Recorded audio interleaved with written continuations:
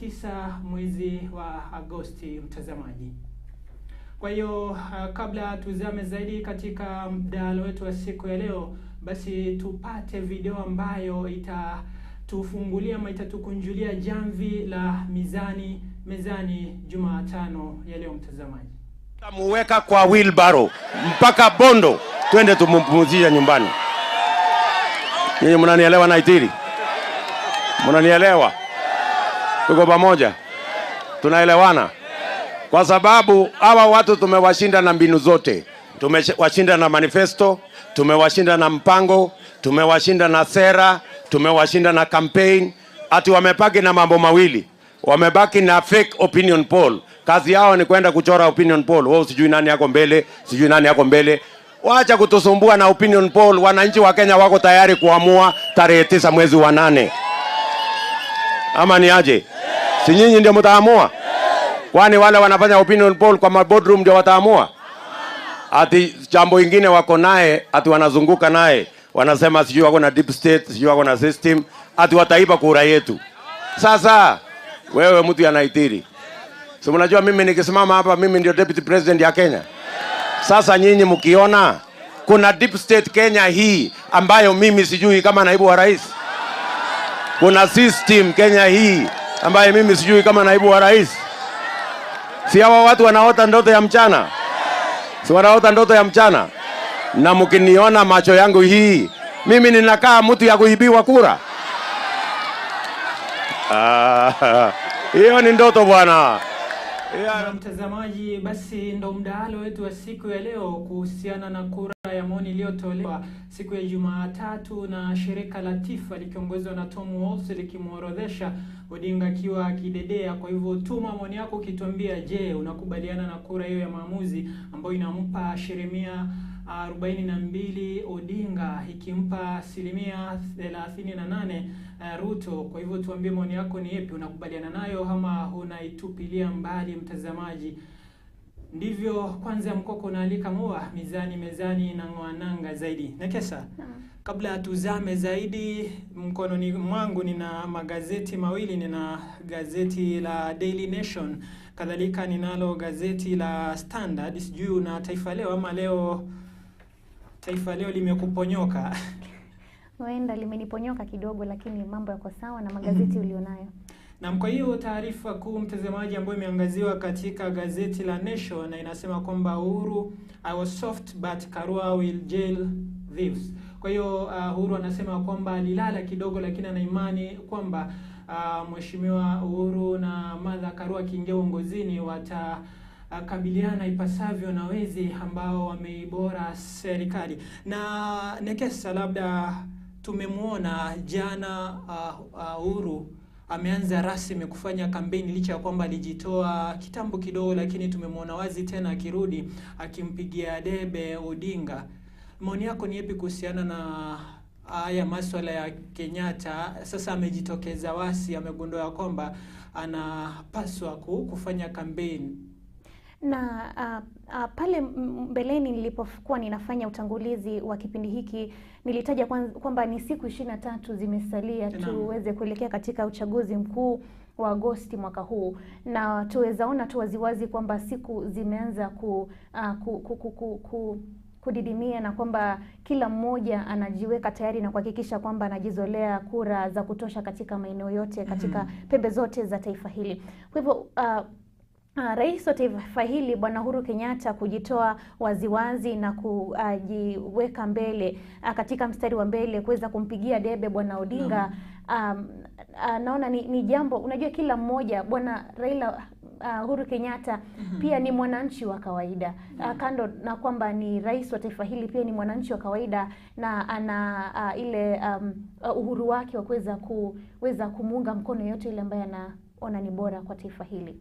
Na kwa hivyo ni haki yake pia kusema wazi ya kwamba anamuunga mkono Odinga. Hiyo ni taarifa kuu, mtazamaji, ambayo imeangaziwa katika gazeti la Nation. Taarifa nyingine ambayo imeangaziwa ni kuhusiana na Sakaja na Igathe wakikabiliana waziwazi siku ya Jumatatu katika mdahalo ambao ulifanyika. Tutaangazia mengi zaidi katika sehemu hiyo mtazamaji. Kadhalika taarifa nyingine nekesa ni kuhusiana na leo hii kungekuwa na vikao vya bunge, vikao vya dharura ambavyo walikuwa wajadili masuala mbalimbali, lakini hivyo vikao vili futiliwa mbali ama vilitolewa kabisa. Sijui ilikuwa ni vipi, lakini Spika wa bunge la kitaifa Justin Muturi alisema kwamba kule kukosa ama kule kuna lile gazeti la serikali ambayo tunasema ni government gazette, walikosa kuchapisha tangazo hilo na ikapelekea ama ikasababisha kufutiliwa mbali kwa vikao hivyo. Maoni yako ni yapi kuhusiana na swala hilo?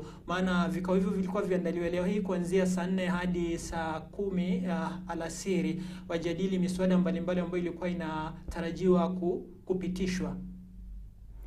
Kufutuliwa mbali kwa vikao hivyo, wajua hivi sasa nikana kwamba kila mwanasiasa ama serikali umakinifu wao umeweza kuelekezwa kwa masuala ya siasa, na hawatilii maanani mambo ambayo yanafaa ni ya muhimu ama ni ya manufaa kwa taifa hili. Kila mmoja amelenga siasa, kila mmoja amelenga jinsi ambavyo ataweza kuwashawishi wananchi kuweza kumpigia kura katika uchaguzi ujao. Kwa hivyo taifa limeweza kusahau kwamba ama wa viongozi waliomo serikalini kama Bwana Ruto pamoja na rais wa taifa hili Bwana Uhuru Kenyatta wamesahau kwamba bado ni rais na naibu wa rais. Kwa hivyo kila mmoja umakinifu wao umeweza kuelekezwa kwa masuala ya siasa na kusahau kwamba kuna masuala muhimu yanafaa kushughulikiwa katika taifa hili. Naam, safi. Kwa hivyo kadhalika kutoka mahakamani ni kwamba ile kesi ambayo ilikuwa inamzuia Sakaja kuwania ugavana katika kaunti ya Nairobi sasa ilifutiliwa mbali pia, maana judge ama hakimu anaitwa ni Anton Murimi alisema kwamba hamna ushahidi wa kutosha. Kwa hivyo ni taarifa ambazo tutaziangazia mtazamaji wetu katika mdahalo wetu. Kadhalika ninakesa kuna taarifa hapa ambayo ni ya kuzangasha kidogo, inasema kwamba kila siku angalau wanawake 15 wanajisiwa katika kaunti ya Nairobi. Taarifa hii unaipokea vipi? Maana kila siku wanawake 15 wanajisiwa katika kaunti ya Nairobi. Kwanza kabisa ni taarifa ya kuhuzunisha, ni taarifa ya kuvunja moyo kwamba katika karne hii tunamoishi bado wanawake wanadhulumiwa, wanawake wanapitia masuala ya kuwashushia hadhi na kutoweza kuwasaidia kuweza kujikimu na kuweza kujiendeleza kama wanawake. Ni taarifa ya kuhuzunisha sana, na kwamba wanawake 15 kunajisiwa kila siku katika mji. Uchunguzi ulifanywa. Kutokana na uchunguzi uliofanywa, naweza sema kwamba ni swala la kuhuzunisha nilivyotaja, na ni swala ambalo linafaa kushughulikiwa kwa sababu ni jambo ambalo si alijashuhudiwa leo, limeanza kushuhudiwa kwa miaka mingi iliyopita. Kwa hivyo ni jambo la kuhuzunisha kwamba katika karne hii tunamoishi bado wanawake wananajisiwa, wanawake wanadhulumiwa. Kwa hivyo mashirika ya wanawake, na hivi majuzi hapo jana kuna kikundi cha kina mama ambacho kilijitokeza na kumwalika mgombea mwenza wa Azimio Bi Martha Karua kuweza kuwasaidia na kuanzisha kufungua hilo shirika la wanawake ambalo litaweza kushughulikia masuala ya wanawake iwapo wataingia uongozini. Kwa hivyo tunatarajia kwamba jinsi ambavyo hawa wagombea wameweza kujitokeza na kuonyesha kwamba wanajali maslahi ya wananchi na maslahi ya wanawake, kwamba wanapoingia uongozini wataweza kushughulikia swala hili, lakini ni jambo la kuhuzunisha mno.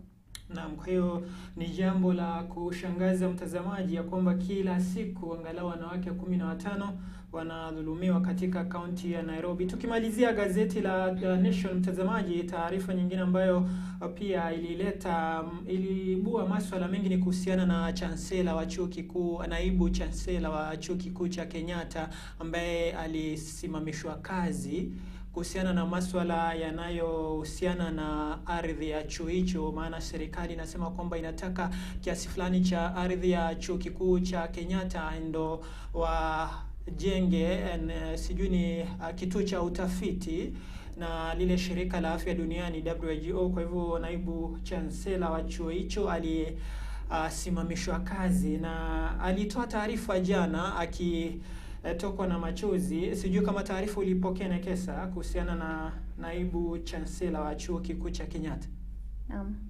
Kwa hivyo unalizungumzia vipi swala hilo? Maana barua ilitolewa na wanasema kwamba kwa kusimamishwa kazi kwa chancellor ama naibu wa chancellor basi ni swala la chuo, si serikali. Kwa hivyo wanasema kwamba serikali ilihusika moja kwa moja, maana barua ya kumtimua kazini ilitoka kwa msemaji, ni nadhani Joseph Kinyua, msemaji wa serikali.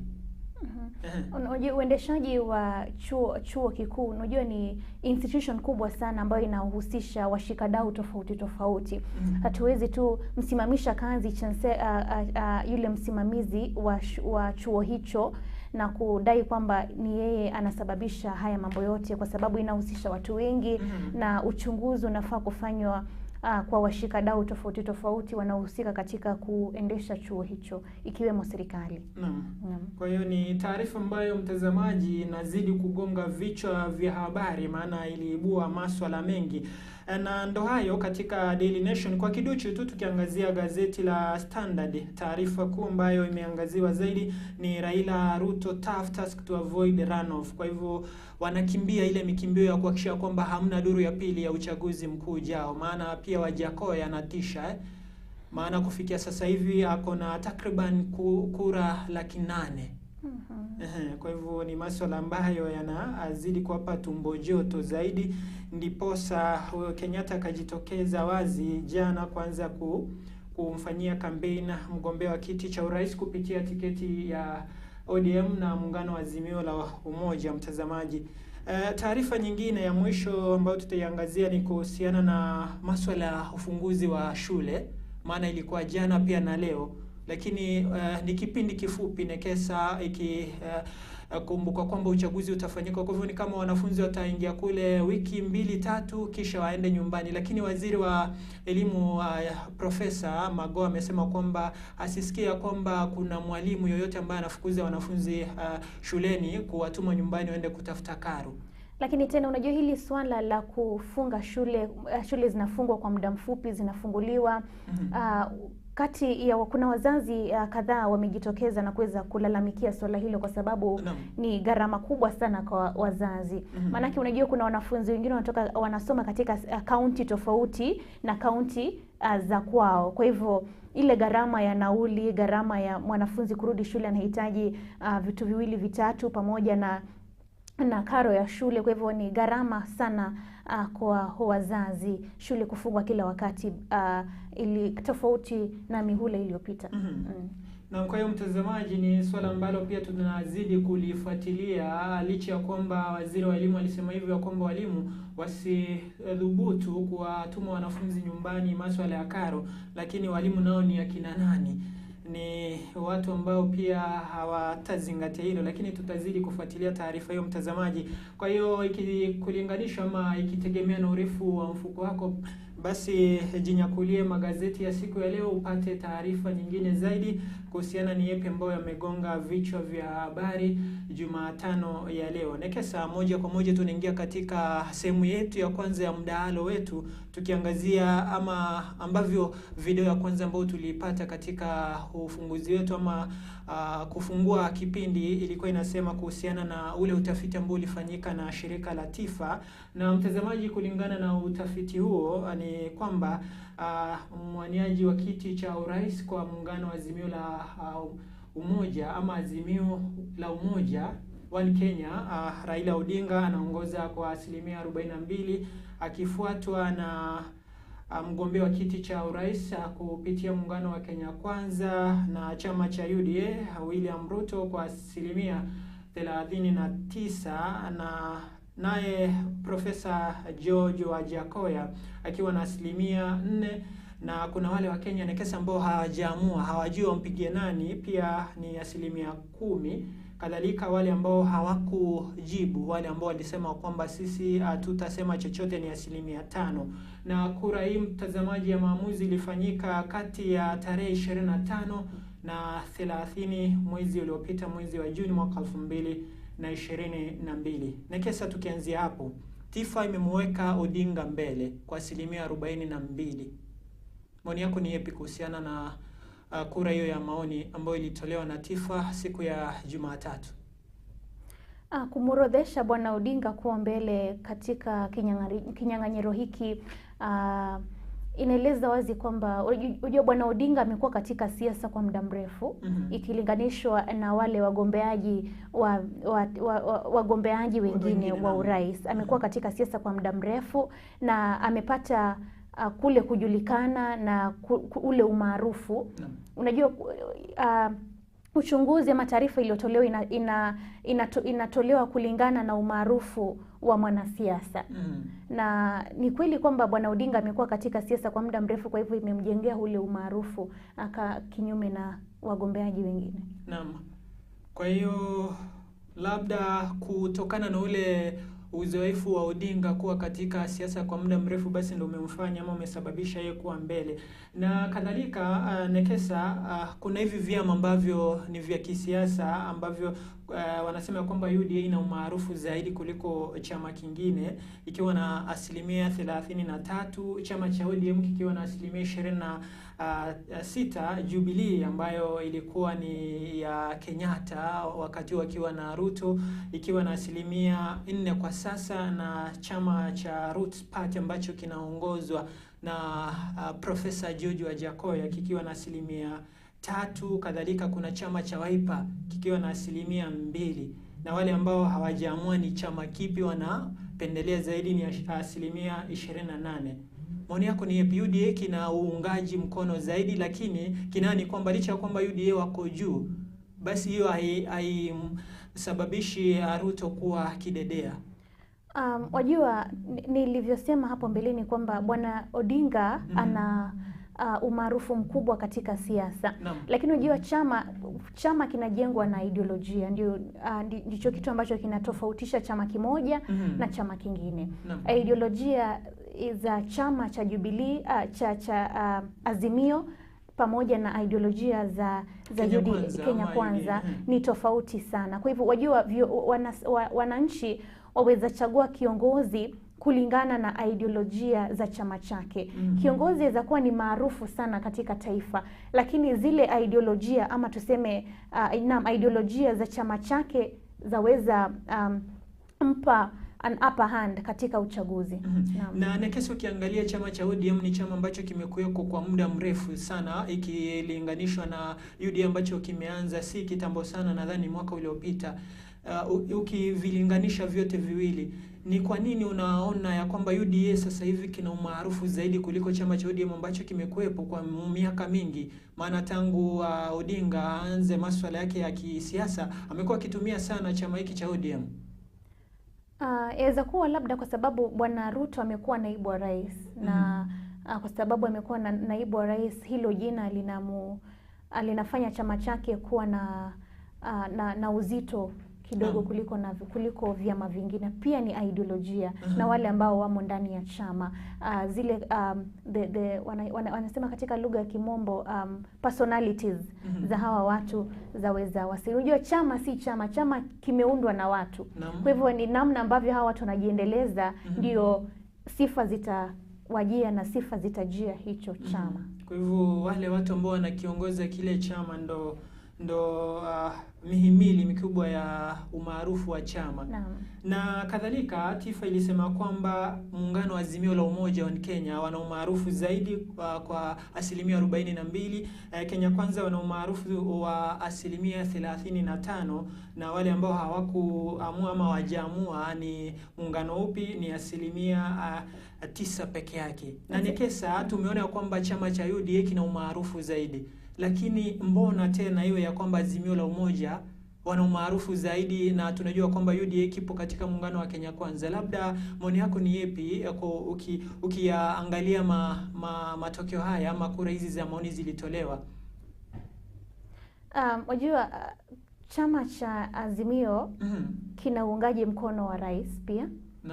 Na rais amekuwa katika mstari wa mbele kukipigia debe.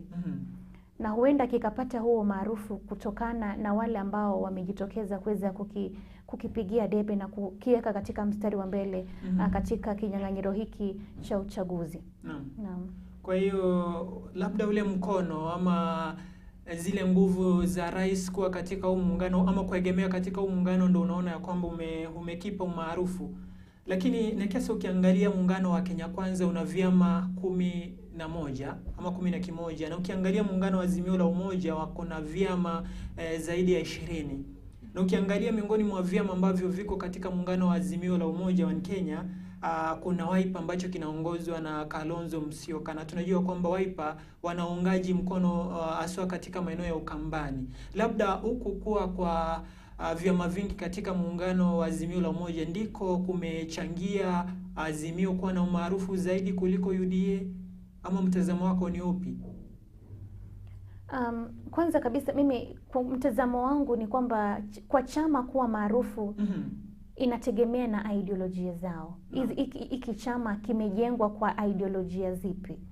Kwa sababu katika Umoja wa Majimbo wa Amerika, the United States, ukisikia mtu ni wa chama cha kidemokrasia, the Democrat ama the Republican, inaelezea kabisa ni ideolojia zipi, kwa sababu chama cha Democrats na Republican zina ideolojia tofauti.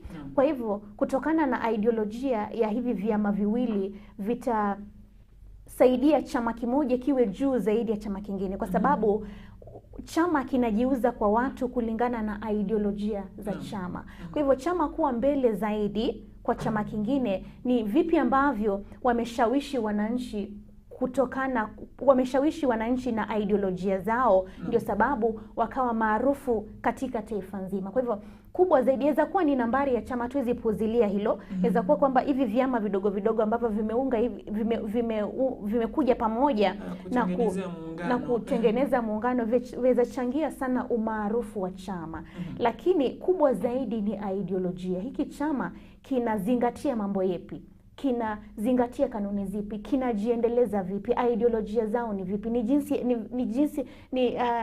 Ni jinsi ambavyo, ni namna gani ambavyo vinajiuza kwa wananchi na vinajiuza kwa taifa. Hicho ndicho kitu ambacho kinajenga umaarufu wa chama.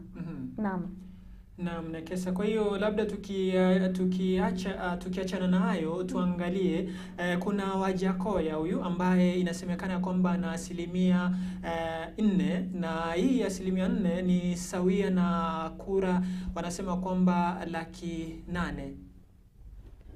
Maoni yako ni ipi? Wanasema kwamba huenda huyu Wajakoya akasababisha kuwe na duru ya pili ya uchaguzi kwa maana ya runoff.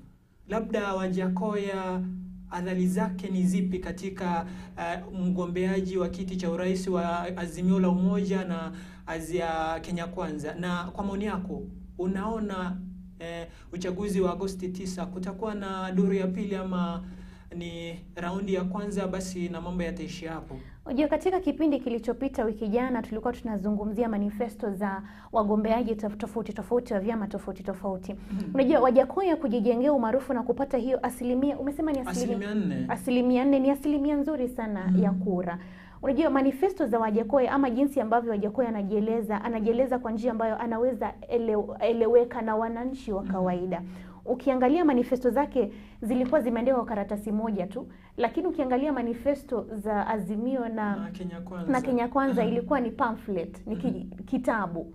Unajua, kupea mzee ama mtu yote yule ambaye si msomi hawezi, lakini Wajakoya break down, anaweza eleweka na anaweza eleweka sana na wananchi wa kawaida. Kwa hivyo hilo ni jambo ambalo limempa umaarufu na amekuwa tishio sana kwa wagombeaji tofauti haswa sana ambao wamekuwa katika uongozi kwa muda mrefu. Na huu maarufu wake unauona vipi? Utachangia kuwe na duru ya pili ya uchaguzi ama ni duru ya kwanza basi na mshindi atatangazwa? Sidhani kama umaarufu wake utaweza kuathiri sana ama kuweza kusababisha pawepo kwa duru ya pili ya uchaguzi katika mwaka huu. Sidhani. Kwa hiyo licha ya kwamba anatisha ama anakuja kwa kasi, basi hata athiri kivyovyote vile matokeo ya uchaguzi Agosti 9. La, kwa sababu Tume Huru ya Uchaguzi na Mipaka IEBC itaweza imejiandaa vilivyo, namna ambavyo mwenyekiti Bwana Chebukati aliweza kuwaeleza wale wagombeaji wa vyeti tofauti. Kwa hivyo itahakikisha kwamba kila kitu kiko sawa na matokeo yote yatakuwa matokeo huru. Na tukimalizia nekesa sehemu yetu ya kwanza ya mdahalo wetu, labda kabla tuchukue mapumziko mafupi, jana tumemwona Kenyatta akiwa katika maeneo ya Mwiki hapa Kasarani akifanya ufunguzi wa hospitali ya kiwango cha level 4. Tulimwona akifanya ama asema waziwazi ya kwamba Raila Odinga na Martha Karua ndio viongozi bora na ndio viongozi ambao watakabiliana ipasavyo na ufisadi nchini Kenya, na hii ni hakikisho kwamba basi anaegemea muungano wa Azimio la Umoja. Labda Kenyatta kumuunga mkono Raila Odinga kutachangia ushindi wa Odinga ama bado safari ni refu? Uungaji mkono wa Rais Uhuru Kenyatta kwaweza changia Bwana Odinga kushinda ama kupata kura nyingi katika taifa hili, na tena hakuna uwezekano kwamba kutachangia kwa sababu Wakenya watajiuliza Bwana Uhuru Kenyatta amekuwa uongozini kwa muda wa miaka 8, sio 10, anaelekea 10, maana anaelekea kutamatisha kwa muda wa miaka 10. Kwa hivyo ni uamuzi wa wananchi. Kwa sababu ni wananchi watapiga kura. Hawa watu wote, hawa wagombeaji wote watapatana debeni. Kwa hivyo utakuwa ni uamuzi wa wananchi kuweza kuamua ni nani ni bora kuwa kiongozi wa taifa hili. Na mtazamaji, basi kwa maneno hayo ya nekesa ndipo tunahitimisha sehemu yetu ya kwanza ya mdahalo wa Mezani. Tumeangazia masuala mbalimbali, pasi na kusahau uchambuzi wa magazeti. Zidi kutagusana nasi katika mitandao yetu ya kijamii, ni Sky Cable TV Kenya FB, IG na Twitter, kadhalika YouTube. Nami katika mitandao yangu ya kijamii ni Kaka Gega kote CIG, CFB, Twitter na hata kule YouTube. Kwa hivyo unatupata mbashara. Tupe maoni yako kuhusiana na kura za tifa zilizotolewa zikiorodhesha Odinga akiwa mbele na 42%, Ruto akiwa pili na 38%. Mtazamaji, tunazama tukizuka, tutaangazia Sakaja na Igathe, kaunti ya Nairobi. Usikwende mbali. Are you looking for someone to cover your special occasion? Look no more.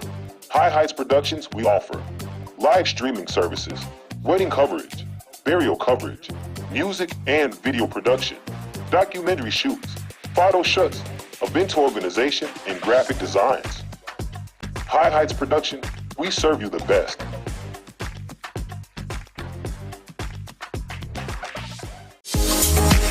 Are you looking forward to have an amazing spa day? Sony Dance Barber Salon and Spa offers haircut services, pedicure, manicure services, facials, nails, braiding, weaving, dreadlock retouch, ear piercing, and makeup services. We are located at Kasarani Majimazuri Stage, Kiambu Kirigiti next to the stadium, and Thome Maroroi bypass. For more information, call us on 0715 646 358.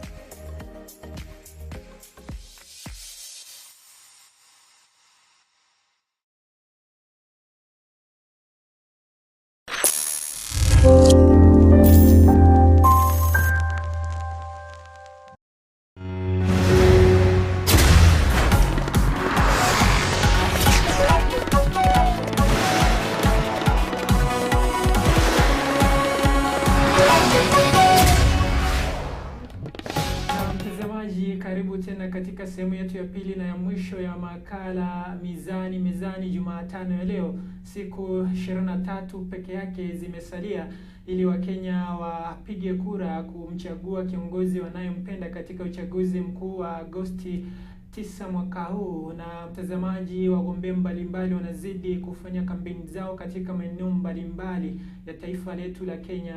Basi kutagusana nasi ni rahisi sana, kama 1 2 3 mitandao yetu ya kijamii ni Sky Cable TV Kenya kote kote. Mimi ni Kaka Gega katika mitandao yangu ya kijamii, na tumekuuliza, je, unakubaliana na kura ya maoni iliyotolewa na shirika la Tifa ambayo inamuorodhesha Odinga kuwa mbele na 42%. Studioni siko peke yangu, niko na mwenzangu Nekesa. Wakumbushe mitandao yako ya kijamii kabla tuzame katika sehemu ya pili ya mdahalo wetu. Na basi mtazamaji, atagusana pamoja nami katika mtandao wa Facebook. Mtanipata kwa jina Margaret Nekesa. Mtapata mengi ikiwemo taarifa za habari kwa Kiswahili. Naam. Na mtazamaji, katika sehemu ya pili ya sote tunaangazia uongozi ama kile kinyang'anyiro cha kaunti ya Nairobi. Juzi siku ya Jumatatu tumeona mdahalo mkali katika chuo kikuu cha Katoliki cha Afrika Mashariki. Kulikofanyika mdahalo huo, wagombea mbalimbali wa kiti cha ugavana katika kaunti ya Nairobi wakitoana kijasho. Mtazamaji, tulimuona Igathe ana kwa ana wakiwa naye Sakaja, licha ya kwamba Sakaja anakumbwa na masuala mbalimbali, lakini mahakama iliamua ya kwamba hamna ushahidi wa kutosha, kwa hivyo watakuwa kwenye debe. Lakini mtazamaji, kabla tuzame zaidi katika mdahalo huu, tupate picha hii ndipo tuzame zaidi katika mdahalo wetu. Karibu mdosi. Sasa bro, how are you? Good, how are you doing? Good, karibu sana. Good to see you. Pole. Asante. Traffic mbaya tutasort. Thank you very much. Senator Sakaja, why are you late? Well, my opponent is used to head starts, and so I wanted to give him an opportunity, and we're here. Lakini mbona umekuja kuchelewa? Nilikuwa nataka kumpa nafasi aanze, amezoea kupatiwa nafasi ya kuanza. Na hakuna haja kuzingatia hiyo zaidi. I think we all know the head starts we're talking about, that is from government, TC, but good to see you, Polycarp. Good to see you, Sakaja. Welcome. I look forward to a good debate. Thank you. All right. What separates you from your top competitor for the governor position? Well, Polycarp is a great man. He's a friend of mine. We've been in Jubilee together. We've campaigned together. I think what separates us is the heart to work for the people. He's had a career in corporate sector. I've had a career in public service and in leadership. The problems this county has, the challenges in our city, the issues we need to deal with, need solid political leadership, and that is what I know. Naam, swala la maadili katika uongozi lina umuhimu gani katika siasa zako, katika kampeni yako, katika mchakato huu mzima wa kuwania kiti cha ugavana katika kaunti ya Nairobi? Swala za maadili ni muhimu sana, kwa sababu kiongozi sio tu yale ambayo unasema ama yale ambayo unazo kama fikra, ni yale ambayo unafanya. Integrity is extremely important, na mimi nazingatia masuala yote ya maadili. I think integrity defines who you are. And it's not about who you are in public, but also who you are in private. And that's what defines a leader, because as a leader, your work is to set a good example.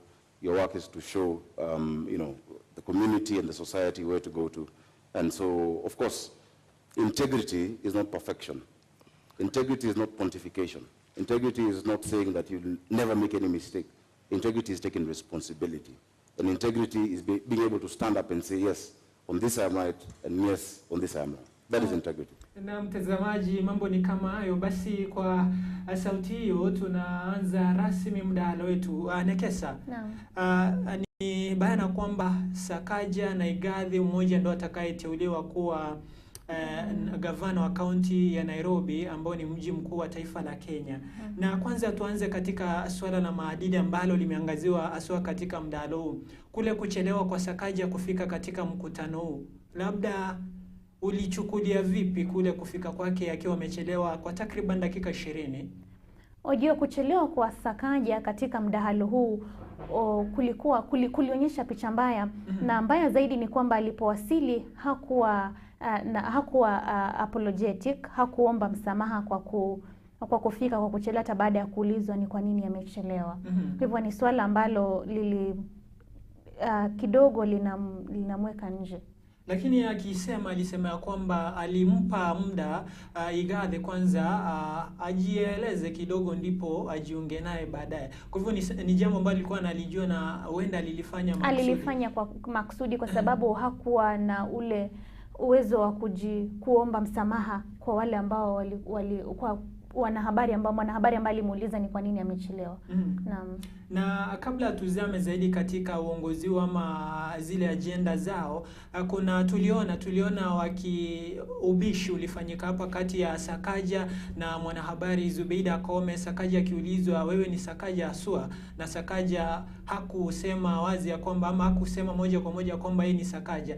Na unalichukulia vipi? Maana Zubeida Kome City hakuwa anajua kwamba huyu ni Sakaja, alitaka tu kumuuliza ili ajue zaidi, lakini Sakaja hakusema moja kwa moja. Unaona ya kwamba Sakaja labda alionyesha ule utundu ama labda haikuwa lazima aseme ni Sakaja ili hata kama wanajua kwamba yeye ni Sakaja. Unajua, kutokana na yale madai ambayo yamekuwa yakijitokeza kuhusiana na vyeti vyake vya chuo kikuu, unajua mwanahabari Zubeida alimuuliza iwapo yeye ni Sakaja ili to clear the air, kwa sababu alikuwa ashaulizwa hilo swali na bwana Igathe. Kwa hivyo ilikuwa tu ni kuweza, kwa sababu Zubeida alimwambia kwamba yeye ako pale kuuliza maswali na bwana Sakaja yuko pale kuyajibu maswali. Kwa hivyo ilikuwa tu ni kutokana na yale madai ambayo yamekuwepo kwamba huenda vyeti vyake si halali. Kwa hivyo huenda anatumia jina ambalo halifai, huenda yeye si Sakaja. Kwa hivyo haikuwa ni kumuuliza kwa dhana mbaya ama kwa ubaya. Lakini huyu mwanahabari kwani hakuwa anajua kwamba huyu ni Sakaja Johnson ambaye anasema naye? Si kwamba hajui kwamba yeye ni Sakaja, lakini ni ile natafuta neno bora, clear the air na kuweza kufanya mambo bayana, kwa sababu alikuwa ameulizwa swali hilo na bwana Igathe. Lakini Igathe nadhani alikuwa na ubishi kidogo kumuuliza tu, kama alikuwa naleta mzaha tu kidogo, masihara. Kwa hivyo naye Zubeida akaona kwamba ni heri basi aendeleze huo mdahalo. Na mtazamaji, labda kabla tuangazie mawili matatu kuhusiana na hayo maswala, basi kuna Igathe na Sakaja walisema ambavyo watakabiliana na ule ukosefu wa maji katika kaunti ya Nairobi, ule ufisadi na maswala mbalimbali. Kwa hivyo tutazame picha yetu ya pili ambayo ilitokana na mdahalo huo, basi tutayasema mawili matatu kuhusiana na wawili hao. Na ikumbuke kwamba kabla wao waingie katika ulingo, basi kulikuwa na wale wagombea wengine, lakini hawana uzito sana. Kwa hivyo mtazamaji, tupate video hiyo ya Igathe na Sakaja wakielezea kwa kiduchu tu ni yapi ambao watafanya katika kaunti ya Nairobi. Thank you very much for that question and thanks for having me. I'm a product of Kenya's public education system. I'm a product of Kenya's public health system. I was born in Pumwani Hospital. I was educated through Kenya's public education system. I went to a public university, the University of Nairobi. And that sets me apart because in all those three levels, I came out through my upbringing by my dad and mom. My mom, who was a primary school teacher, Mrs. Kamau, and my dad, Mr. Kamau, who was an accountant. My teacher, Francis Bogongare, who I'm very proud is watching me from his home in Meru today. My English teacher, Mrs. Kathucha. These people, my teachers, my parents, my early bosses, and my latest boss, Dr. James Mwangi, taught me three things which sets me apart. That approach every task, approach every calling with high intention, with sincere effort, and with intelligent execution.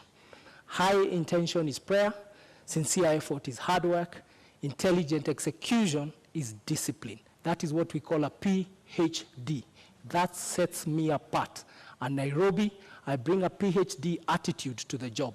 Give it to me. Thank you.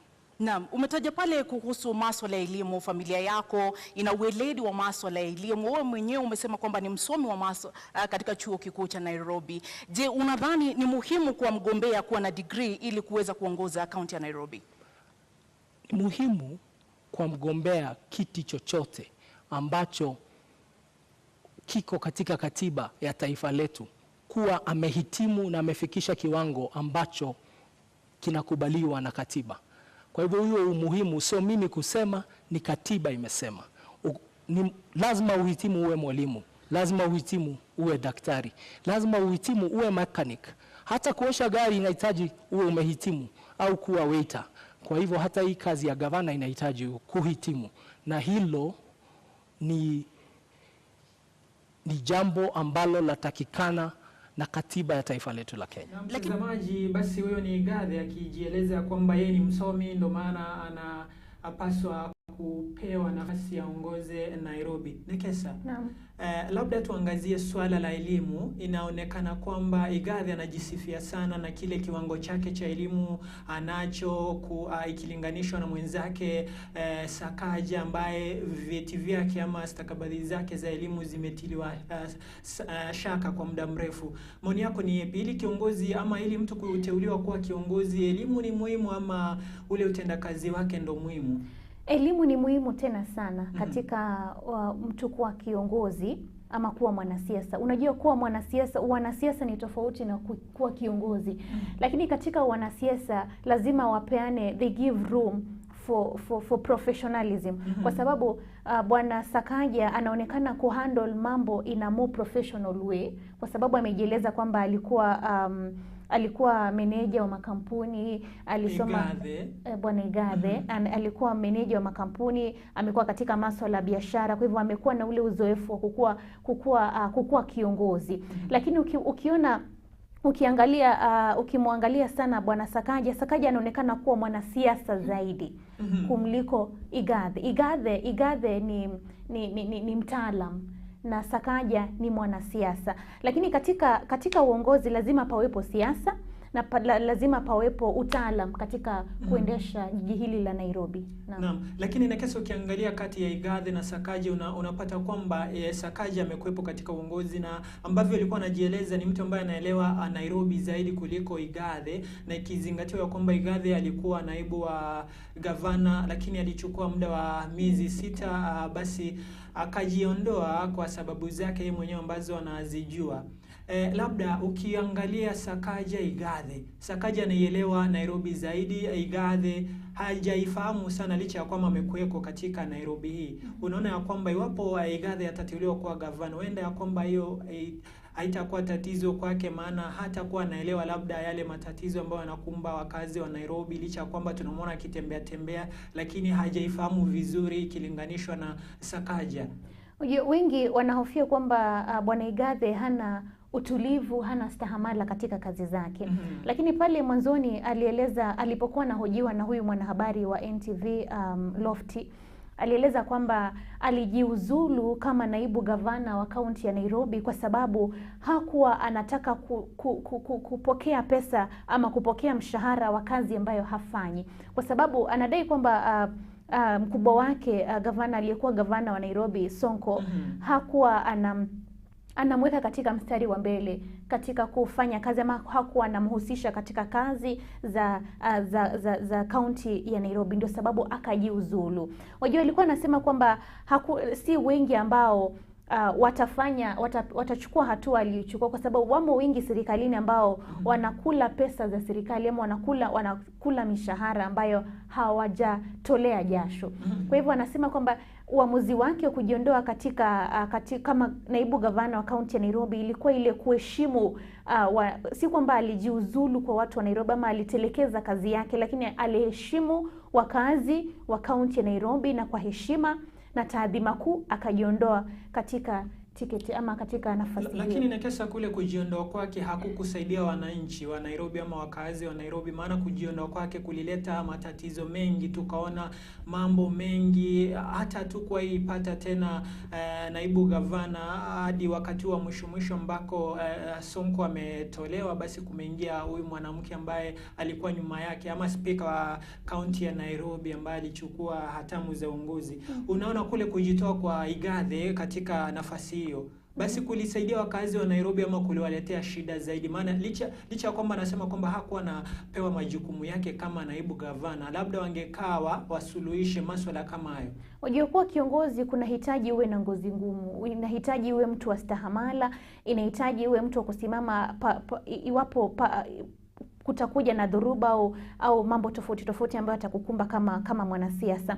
Lakini naona ni kana kwamba ilikuwa tu masuala ama tofauti za kibinafsi kati yake na Bwana Sonko. Kwa hivyo kama kiongozi alijitolea kwa watu wa Nairobi na akaapa kwamba atakuwa kiongozi na atasimama pamoja na watu wakazi wa kaunti ya Nairobi. Kwa hivyo lilikuwa swala ambalo halikufaa kwake kujiuzulu kama naibu gavana baada ya kuhudumu kwa miezi 6, na baadaye tena anarudi kwamba anataka uongozi. Unajua wakazi wa kaunti ya Nairobi wataona ni kana kwamba hana stahamala, lakini kwake yeye anasema kwamba yeye ni mtu ambaye anasema ana integrity.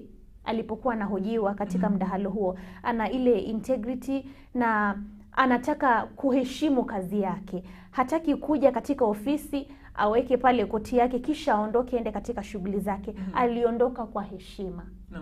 Kwa heshima ya watu wa Nairobi, si kwamba alijiondoa ama aliwatelekeza wakazi wa kaunti ya Nairobi. Lakini Bwana Sakaja katika mdahalo huo alionekana kumsuta sana kwa tendo hilo ama kwa hatua hiyo aliyochukua. Ni sawa na kule kukata tamaa, maana miezi 6 akasema licha ya kwamba hakuwa labda ndo kazi ilikuwa inaanza. Miezi 6 si siku nyingi sana, labda angechukua kipindi cha miaka 2 ndipo aseme huku basi hakuniweki tena. Lakini tukiachana na Igathe, Sakaja amekuwa seneta wa kaunti ya Nairobi kwa muda, na tunajua kwamba kazi ya magavana ni kuangalia ule utendakazi wa gavana na masuala ya kaunti kwa ujumla.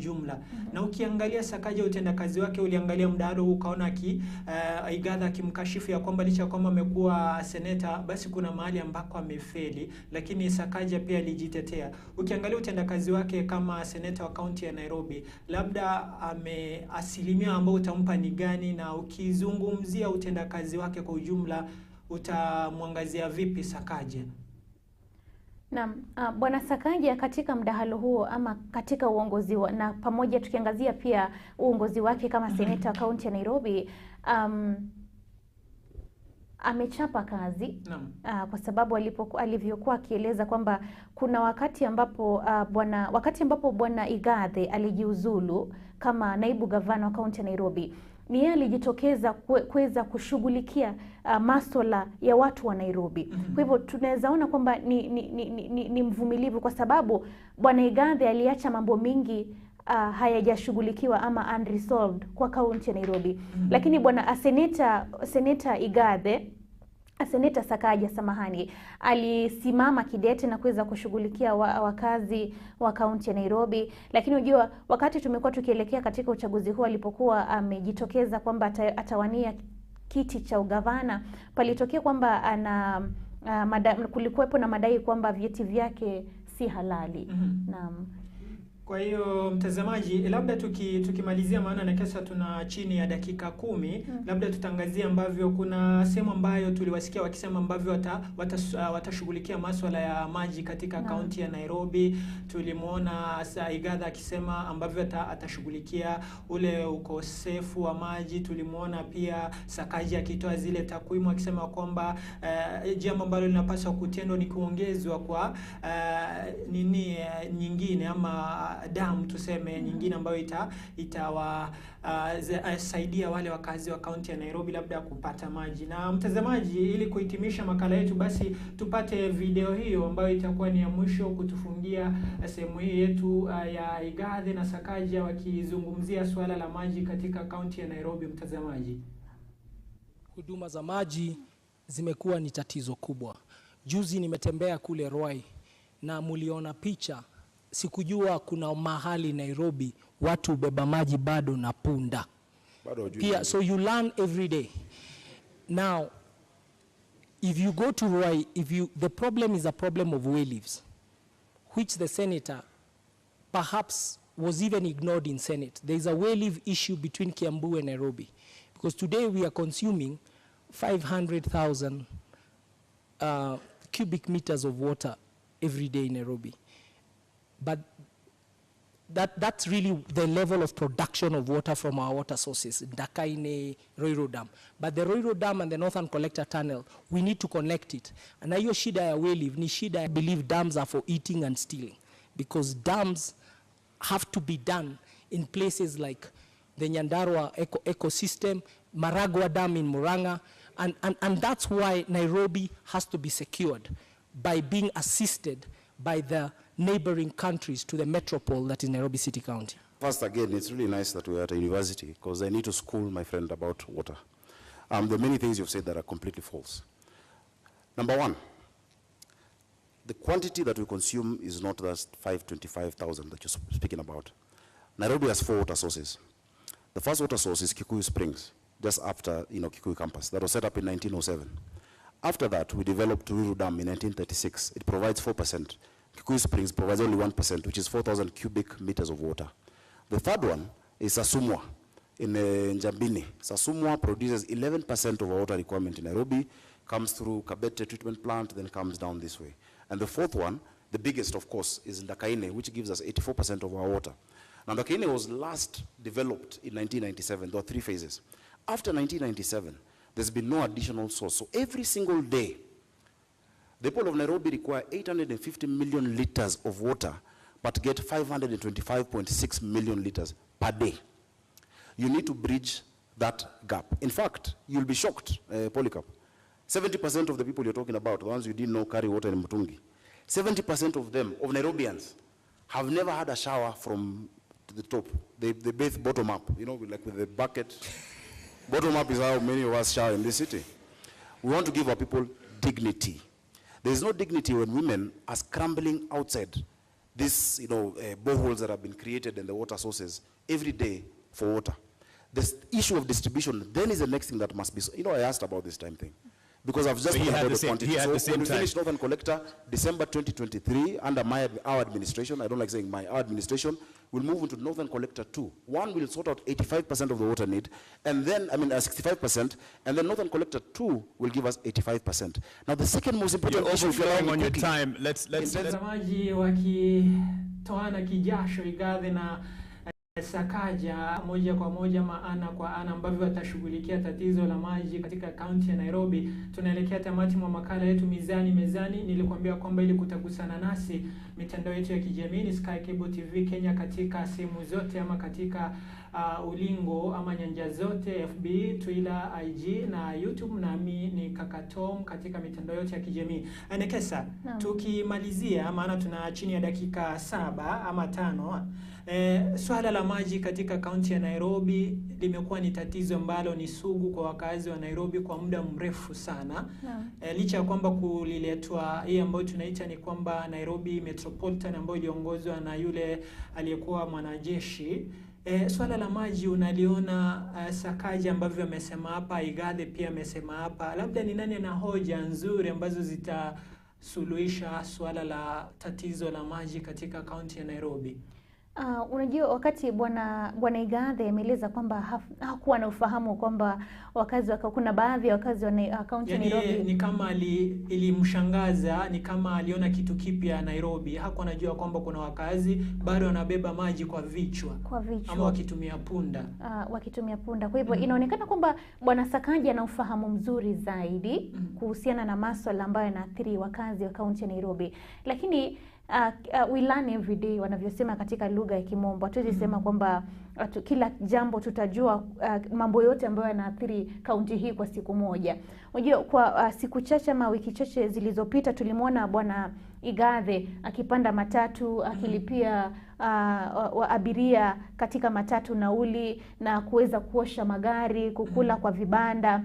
Kwa hivyo kwa njia moja anajisongeza karibu na wakazi wa kaunti ya Nairobi ili kuelewa zaidi na kuelewa ni matatizo yapi ambayo yanawakumba. Lakini baadhi ya wakazi ama Wakenya wanaeleza kwamba hizo siku zingine kabla tu ya kinyang'anyiro hiki kutangazwa ama uchaguzi huku kukaribia, hakukuwa anaonekana popote pale, lakini ameanza tu kujileta karibu na wakazi wa kaunti ya Nairobi wakati ambapo tunaelekea uchaguzi mkuu ujao. Kwa hiyo bado swala la maji hujaliangazia, hujalizungumzia. Tulimwona Igathe alisema kwamba labda tatizo ni wale ambao wanahusika na maji, na tumemwona Sakaja akisema kwamba tatizo ni kuongeza vyanzo vingi vya maji yanayoingia Nairobi, labda kuongeza yale ama zile dams tunazosema, maana tuna damu kama 4 ambazo zinasambaza maji katika kaunti ya Nairobi. Naam. Naona kana kwamba suluhu ni kuweza kuongeza vyanzo vya maji katika kaunti ya Nairobi. Na hilo labda litafanywa vipi? Maana Sakaja na Igathe walijieleza vizuri. Sakaja akatoa zile takwimu akasema kwamba kuna vyanzo sasa hivi 4 hivi, na labda huenda akaongeza kingine iwapo atafanikiwa kuingia katika uongozi wa kaunti ya Nairobi. Namna ambavyo hivi vyanzo vitaweza kufanikishwa kuwekwa katika kaunti hii ya Nairobi na kuweza kuhakikisha kwamba usambazaji wa maji unafanywa kwa njia bora zaidi. Wakiingia uongozini, wajua inategemea iwapo hawa wawaniaji yale ambao wamesema watayatekeleza, kwa sababu iwapo wanamaanisha kwamba wanayosema na wanaelewa wakazi wa kaunti ya Nairobi, wataweza kuwa na ule moyo wa kuweza kuwasaidia wakazi wa kaunti ya Nairobi. Iwapo wanania, basi kuna njia. Naam. Na nekesa ukimwona Igathe sasa hivi anajaribu tu labda kule kukaribia wananchi, ambavyo ulisema kwamba sasa hivi anajaribu angalau kuenda tu kwa wananchi wale wa chini kule kule kwenye vibanda kule kwenye matatu, akiwalipia nauli na mambo kama hayo. Labda hii mbinu ambayo anaitumia Sakaja itamsaidia, ama ni mbinu ambayo labda anajaribu tu kuwanasa wale wananchi wa Nairobi?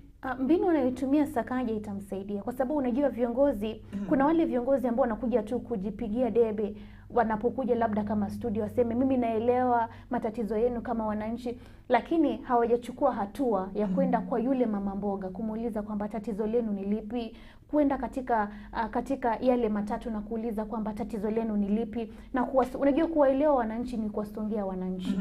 Unajua kuna wanasiasa wengi wanapiga kampeni zao lakini hawaonekani on the ground, wanavyosema hawaonekani na wananchi. Wanakuja katika mitandao ya kijamii, wanakuja katika studio na kusema kwamba naelewa matatizo ya wananchi, lakini hatuja kuona, haujakuwa pamoja nasi, haujazungumza pamoja na wananchi. Kwa hivyo hatua ambayo bwana Sakaja amechukua kuweza kuwasongea wananchi na kuelewa matatizo yao, nadhani ni hatua nzuri sana itakayomsaidia, kwa sababu alipokuwa anafanyiwa mahojiano alisema kwamba katika matatu moja ambayo alikuwa amepanda alipata mama mmoja aliyemweleza kwamba ana mtoto kiwete, lakini sasa usafiri hawezi mtoto wake hawezi safiri kwa sababu hakuna magari ambayo inaweza kumsaidia kwa sababu ni kiwete. Kwa hivyo kule kuwasongea wananchi na kuweza kuelewa matatizo ya wale wananchi wa chini zaidi ni hatua nzuri na hatua bora ambayo bwana Igathe amechukua, kwa sababu alisema kwamba ni mchapakazi. Naam, kwa hivyo kule kusonga karibu kwa wananchi labda huenda kukamsaidia zaidi. Na nekesa tukimalizia, bado katika kura ya maoni iliyotolewa nadhani wiki iliyopita iliorodhesha kwamba Sakaja yuko mbele ikizingatiwa ama ikilinganishwa na Igathe. Basi ni kipi hiki ambacho kinampa umaarufu Sakaja kuliko Igathe, licha ya kwamba tumemwona Igathe akitembea kokote kule akitangamana na wananchi? Kile ambacho kinamweka Sakaja mbele labda ni uzoefu wake katika siasa, kwa sababu amekuwa seneta wa kaunti ya Nairobi. Sakaja ni mwanasiasa. Na resilience yake, kwa sababu wakati ambapo madai alipelekwa katika koti kwamba vyeti vyake si halali, bado alisimama na hakufa moyo, kwa sababu wengi wanaamini kwamba ana stahamala na hawezi step down ama hawezi kufa moyo japokuwa pawepo mawimbi. Kwa hivyo kule kusimama kwake ngangari na kutolegeza kamba kumemweka katika nafasi nzuri sana. Kwa hiyo mambo mazuri, mtazamaji, muda wetu umekwisha, lakini kabla labda tuage watazamaji ama mtazamaji wetu Nekesa, najua una jumbe 2-3 katika kiwambo chako cha simu, kwa hivyo labda uzipitie kwa ufupi tukifunga Mezani siku ya leo. Naam, katika mtandao wa Facebook ninao ujumbe kutoka kwake Simon Wazima.